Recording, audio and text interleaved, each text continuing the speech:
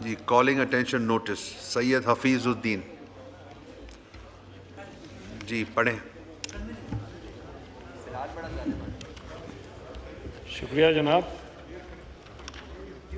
ये मेरा calling attention notice है to invite attention of the Minister in charge of the Cabinet Secretariat to matter of urgent public importance regarding lack of public awareness campaign and emergency preparedness drills for earthquake by the National Disaster Management Authority, particularly in Karachi, causing grave concern amongst the public.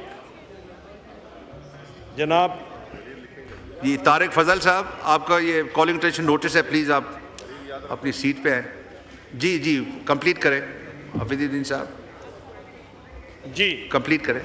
हाँ, मैं इसमें अर्ज करूंगा कि इसका background ये है। नहीं, आप पढ़ दें, उसके बाद मिनिस्टर साहब जवाब देंगे, फिर आप एक सवाल करेंगे। जी, पढ़ दिया। तारिक फजल चौधरी साहब, ठीक, आप तशरीफ रखें, आपको सवाल का मौका मिलेगा। वो कॉलिंग अटेंशन नोटिस है जी, स्टेटमेंट दे दें तारिक फजल साहब।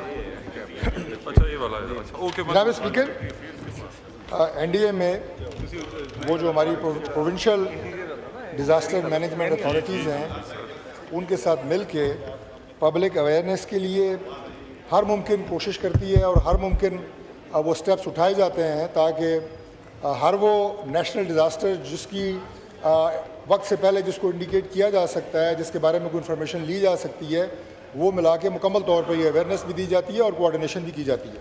Thank you sir.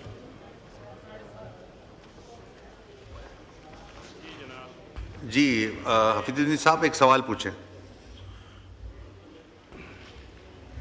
जनाब, मैं इसका थोड़ा सा बैकग्राउंड बताना चाहता हूँ।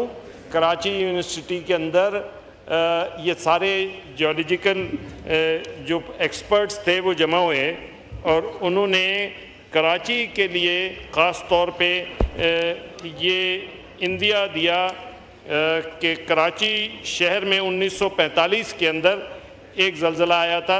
उस ज़लज़ले के नतीजे उसकी शिद्दत थी 8.1 की, सुनामी था वो, और उससे उस ज़माने में 4000 लोग हलाक हुए थे। और इसी तरीके से इस वक्त कराची के अंदर जो फॉल्ट लाइंस मिल रही हैं वो 3 फॉल्ट लाइंस मिल रही हैं और इस बात का बड़ा ख़तरा है कि कराची किसी बड़े ज़लज़ले का शिकार हो सकता है। ये अभी जो बात की है इन्होंने, मैं ये कहूँगा कि precaution is better than cure. पहले उसके लिए एनडीएमए और तमाम इदारों को इसके ऊपर सोचना चाहिए।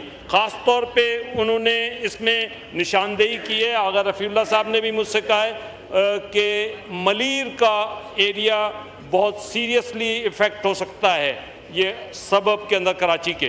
तो इस सिलसिले के अंदर क्योंकि देखें कराची आज मैं इस ऐवान को उस ख़तरे से इसलिए आगाह कर रहा हूँ कि जो नज़र नहीं आए मगर एक लम्हे के लिए कुछ तबाहकुन है। मोहतरम स्पीकर साहब, ये ख़तरा सबसे ज़्यादा मंडला रहा है और मुल्क के दिल कराची पर। जी हाँ, वही कराची जो पाकिस्तान की मईशत की रीढ़ की हड्डी है, जो पूरे मुल्क को रोज़गार देता है, जहाँ से हमारे सबसे ज़्यादा रेवेन्यू आता है। वो शहर बड़ी फॉल्ट लाइंस के संगम पर खड़ा है, यानी कुदरती तौर पर किसी भी लम्हे एक बड़े ज़लज़ले की ज़द में आ सकता है। क्या हम इस ख़तरे का सामना करने के लिए तैयार हैं?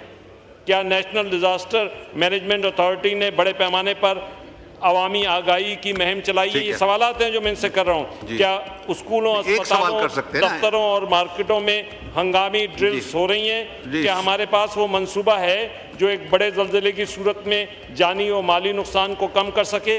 देखिए, जापान में इस पर पूरी तरीके से काम हुआ है। जी, आपका आ गया सवाल, आपका आ गए, 2-3 सवाल आ गए। जी, तारिक फजल चौधरी साहब, इसको। बहुत शुक्रिया जनाब स्पीकर। सर, गुजारिश ये है कि नेशनल डिज़ास्टर मैनेजमेंट अथॉरिटी का जो एक्ट है वो 2010 में पास हुआ और इस सिलसिले में जो ऑर्गेनाइजेशन तश्कील पाई है अथॉरिटी, इसकी एनडीएमए तो नेशनल लेवल के ऊपर ऑपरेट करती है और उसके साथ साथ हमारी जो प्रोविंशियल डिज़ास्टर मैनेजमेंट अथॉरिटीज़ हैं, उसके साथ साथ हमारा जो डिस्ट्रिक्ट लेवल है उसके ऊपर भी डिज़ास्टर मैनेजमेंट अथॉरिटीज़ की डिस्ट्रिक्ट लेवल के ऊपर भी हमारी तंजीमें मौजूद हैं और वो डिपार्टमेंट्स काम कर रहे हैं।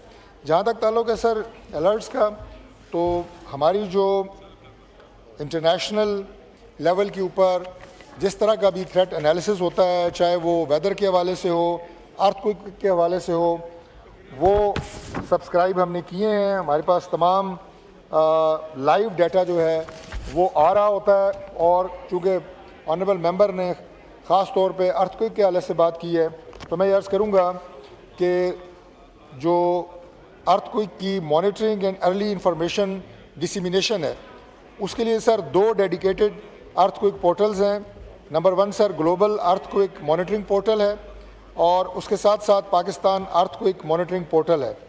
ये सर जितने भी हमारे रेलेवेंट स्टेक होल्डर्स हैं और पब्लिक अवेयरनेस सिचुएशन अपडेट्स हैं और हैज़र्ड एनालिसिस हैं, वो वक्त के साथ साथ हम करते रहते हैं।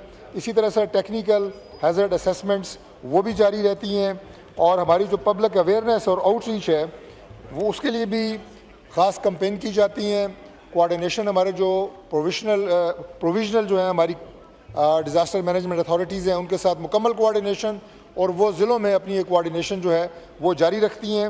लिहाजा हर मुमकिन ये कोशिश की जाती है, ख़ास तौर पे अभी अर्थक्वेक के अलावा और भी जो कुदरती आफात हैं, इस दफ़ा आपने देखा कि पाकिस्तान में जो सैलाब की सूरत हाल थी, उससे जितनी कीमती इंसानी जानों का नुकसान हुआ, उसमें भी पूरी कोशिश की जाती रही कि उन इलाकों में जहाँ पे ज़्यादा बारिशों का इम्कान था और जहाँ पे सैलाब की जो कैफियत है वो हो सकती थी, उन्हें पहले से अलर्ट किया गया और वहाँ पे लोगों को आगाह किया गया। जो हमारी सूबाई अथॉरिटीज़ थी उन्हें बताया गया डिस्ट्रिक्ट लेवल के ऊपर, और जो रिस्पांस आता है उस सिलसिले में भी मैं ये अर्ज़ कर दूँ कि NDMA का बुनियादी जो किरदार है वो कोऑर्डिनेशन होता है, वो इन थ्रेट्स की सिचुएशन का एनालिसिस होता है।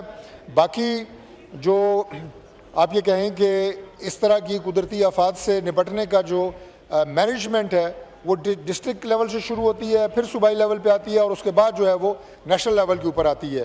तो ये इसमें कोई शक नहीं कि कीमती इंसानी जानों का नुकसान सैलाब की मौजूदा कैफियत में हुआ, लेकिन अगर खुदा न खास्ता ये थ्रेट अलर्ट्स जारी ना किए जाते, ये असेसमेंट्स ना की जाती, तो बहुत ज़्यादा जानी और माली नुकसान का अंदेशा था। और अब इस तमाम सिचुएशन के बाद काफ़ी हद तक जो हालात हैं उन पर काबू पाया गया है। शुक्रिया सर।